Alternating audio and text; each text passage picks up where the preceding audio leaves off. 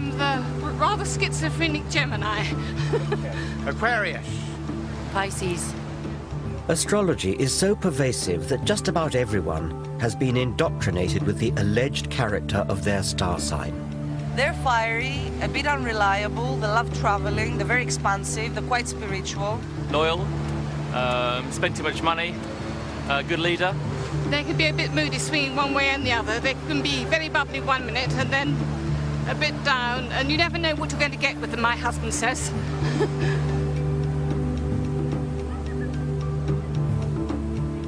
A full quarter of the British population claim to believe in astrology. That's more than believe in any one of the gods touted by religions. Day in, day out, astrological horoscopes get far more newspaper column inches than science. Amusingly, it falls foul of our modern taboo against lazy stereotyping. How would we react if a newspaper published a daily column that read something like this? Germans, it is in your nature to be hard-working and methodical, which should serve you well at work today. In your personal relationships, especially this evening, you will need to curb your natural tendency to obey orders. Chinese, inscrutability has many advantages, but it may be your undoing today. British, your stiff upper lip may serve you well in business dealings, but try to relax and let yourself go in your social life. And so on through 12 national stereotypes. Of course, the astrology columns are not as offensive as that, but we should ask ourselves exactly where the difference lies. Both are guilty of facile discrimination, dividing humanity up into exclusive groups based on no evidence. So now I want to find out how those who trade in such irrational nonsense can possibly justify what they do. This is a map of the cosmos with London in the very center.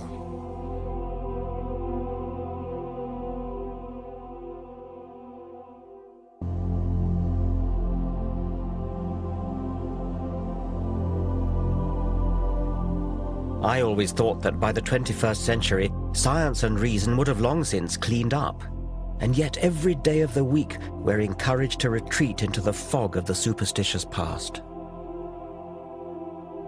Astrology is a primitive belief system made into elaborate pseudoscience.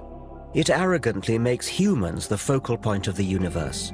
The movement of planets is supposed to signify petty developments in our career or love life.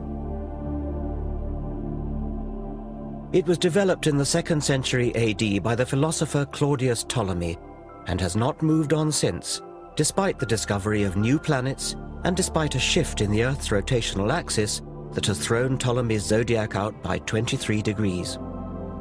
You could ask a question. You could say, who has stolen my money?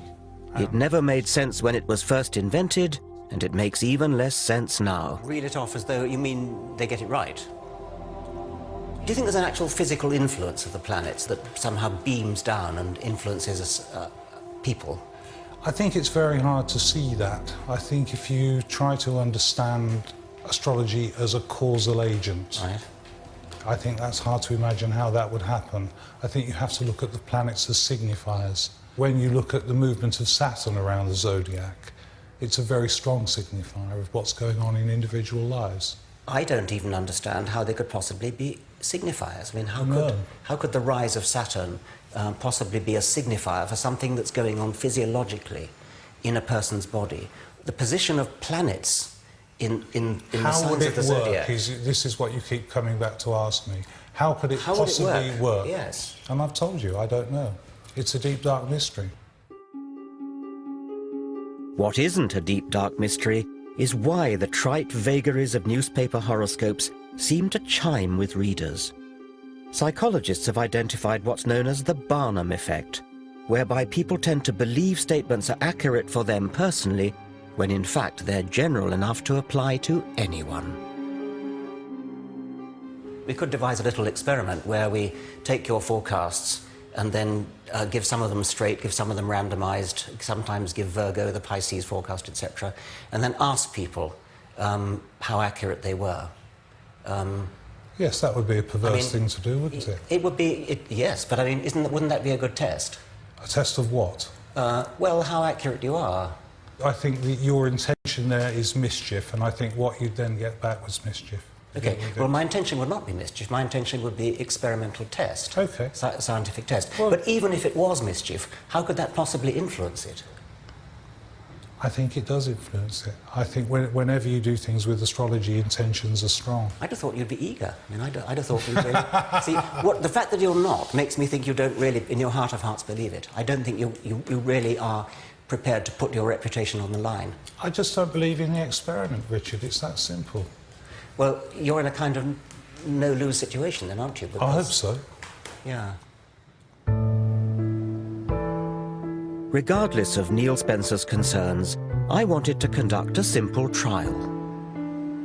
We selected 20 people at random. We asked them to read that week's horoscope for Capricorn, but as a test, we said it applied to their own star sign. Not only do you have clever Mercury and ambitious Mars focusing on success, but now the Sun is at the same pivotal mid-haven angle of your solar chart. I have no idea what that means. Put simply, this means that this is your moment to go that extra mile to become the person you dream of becoming. Remember, however, that there will be others who want what you have and will stop at nothing to get it. Astrologers say this should fit just Capricorn and not the rest. But what actually happened? Yeah, maybe. To be honest, I felt there's some Mercury energy this week because there's a lot of arguments around and a lot of bad vibes. Yeah, that kind of makes sense. What a load of old junk. It could apply to me as much as to the next person. Yeah, well, in a way, yeah. I am, I'm going on a flamenco course in Spain. That isn't necessarily pertaining to me this week. It's pertaining to me generally. Pile of rubbish. The same number of people agreed that the horoscope was accurate for them as disagreed, and similar results are found with proper large-scale experiments. Technically, all but one of our group should have disagreed, namely our only Capricorn. Does it apply to you? Not at this moment, no.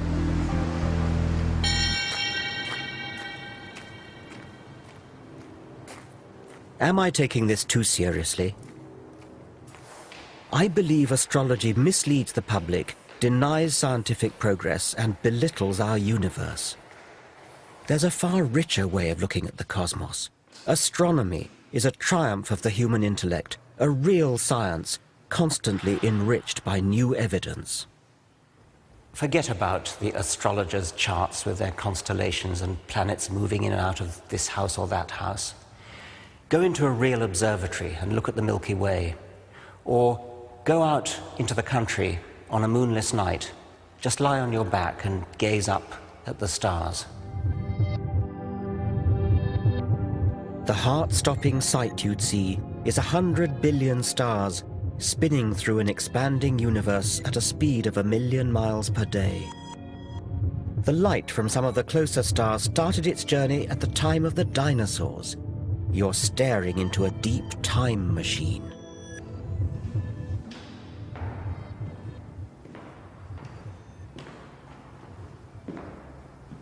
And yet, even as science unravels these natural wonders, our society is drawn to the slim pickings of supernatural belief.